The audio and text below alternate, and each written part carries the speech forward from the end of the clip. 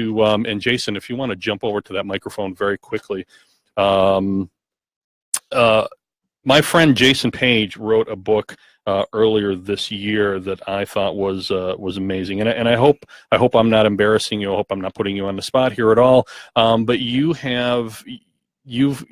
been working through. We've talked about this, the failings of language. So I don't want to use struggling or suffering or, but you have been managing schizophrenia for a very long time. Is that accurate? Yeah, and Okay. and the basis of the book is, I'm seasoned when it comes to mental hospital. Yes, yes. And there's no book out there like that. And when you start to feel, I mean, you manage it on a lot of different levels. You manage it through diet, you manage it through stress reduction, and a lot of things. But you do a lot of things in the community. You do a lot of things for other people. So quite often the stress on you can get to really fevered levels.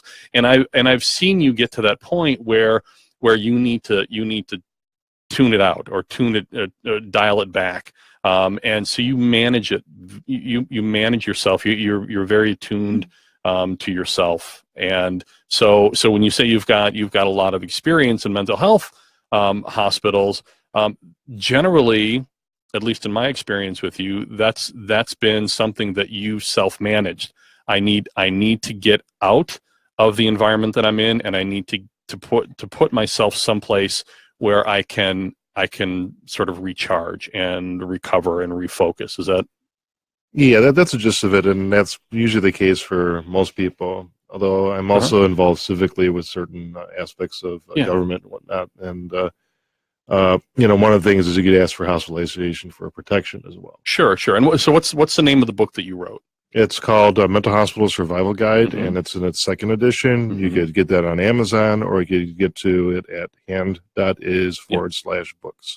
And I wrote the foreword for it. One of the reasons was that I was so taken by the book when you sent it to me, when I read it, was that it's not written for the family necessarily. It's not written for somebody that doesn't have schizophrenia or is facing a mental illness crisis or moment.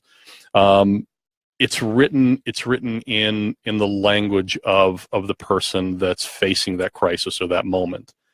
And that's what I thought it was. That's why I thought it was so important. Well, when somebody is in psychosis and they're delusional about something, they're not going to listen to you if you dissolve those delusions. Right. So you got to take them to safety on the level that they're at. And it was absolutely brilliant. So give the title of that book one more time where people can find it. Yeah, it's the Mental Hospital Survival Guide, second edition on Amazon. And it's small and really functional, and really nicely done. So, yeah, it's about a 45-minute read, 80 pages, and big print. Yeah. So if you know somebody that might be facing, or could potentially one day face time in a mental health institution, whether it's by their choice or not by their choice, this is really an important book for them to understand that process and to survive that process and prevail in that process and come out of it not more traumatized but healthier. Correct. Awesome. Thanks, Jason. Okay. So everybody. That sounds really unique. You don't usually have books from that perspective. I'm fascinated by that. You don't. What a great idea. Thank you for that. You don't, and that's why it's so important. All right, we're going to bring in